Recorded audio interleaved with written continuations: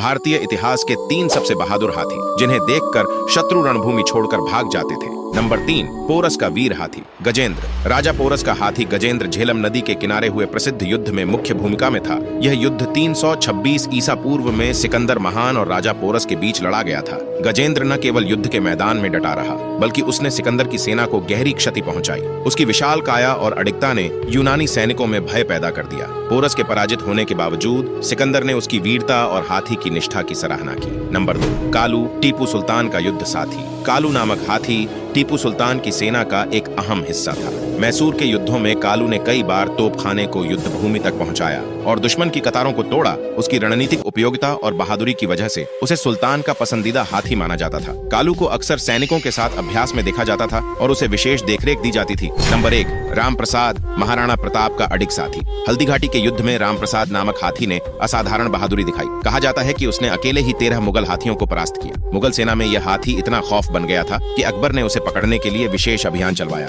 अंततः उसे बंदी बना लिया गया, लेकिन उसने भोजन और पानी त्याग दिया और वह वीर गति को प्राप्त हो गया। राम प्रसाद आज भी राजस्थानी लोक कथाओं में वीरता का प्रतीक माना जाता है। ऐसे महान योद्धाओं के लिए कमेंट में जय हिंद जरूर लिखें।